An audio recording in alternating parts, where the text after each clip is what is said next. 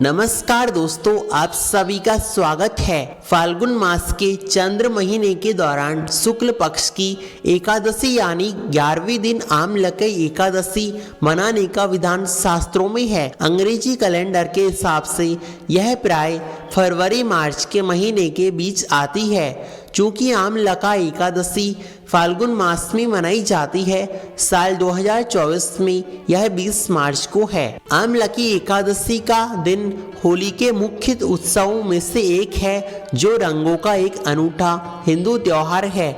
ऐसा माना जाता है कि इस एकादशी को करने से उपासक भगवान विष्णु के पास वैकुंठ में पहुंच जाता है और आमलकी एकादशी के अनुष्ठान और महत्व का उल्लेख पुराणों में भी बताया गया है।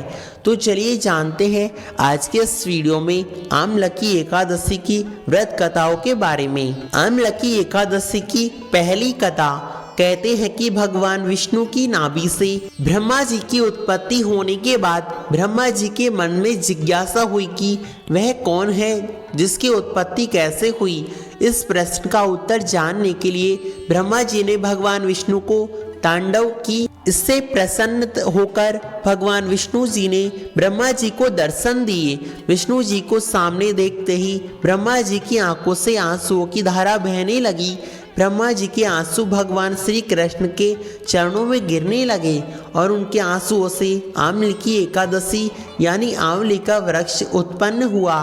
तब भगवान विष्णु ने ब्रह्मा जी से कहा कि आपके आंसुओं से उत्पन्न आंवले का वृक्ष और फल मुझे अत्यंत प्रिय है। जो भी आमलका एकादशी के दिन आंवले की वृक्ष की पूजा करेगा, उसके सारे सभी पाप नष्ट हो जाएंगे और वह मोक्ष को प्राप्त होगा। तभी से आमलकी एकादशी के दिन आंवले की पेड़ की पूजा होती है।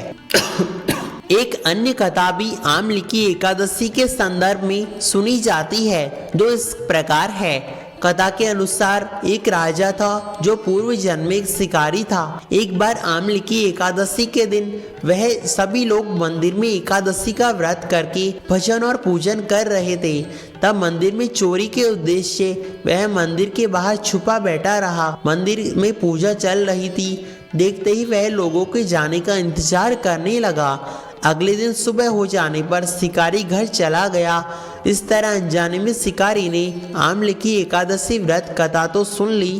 तत्पश्चात वह अपने घर को लौट गया। इसके पश्चात उसकी मृत्यु हो गई। हालांकि उसने आमलकी एकादशी व्रत कथा सुनी थी और जागरण भी किया था, इसलिए उसने राजा विदुरथ के घर जन्म लिया। राजा ने उसका नाम वसुरथ रखा। बड़ा होने पर नगर का वह राजा बना। एक दिन जब वह शिकार खेलने वन को गया हुआ था, तो मलेच्छों ने उसे मारने की योजना बनाई।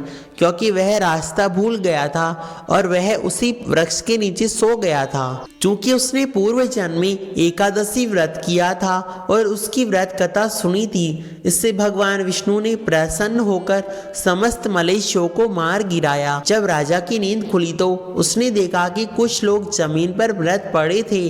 राजा समझ गया कि वह उसे मारने के लिए आए थे, लेकिन किसी ने उसके प्राणों की रक्षा की।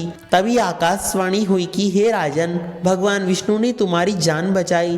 तुमने पिछले जन्म में एकादशी का व्रत किया था, उसकी व्रत कथा सुनी थी और उसी का फल है जो आज तुम शत्रुओं से घिरे होने के बावजूद भी जीवित हो। दोस्तों, आप सभी को ये कहानी कैसी लगी कमेंट में अवश्य बतावें। धन्यवाद।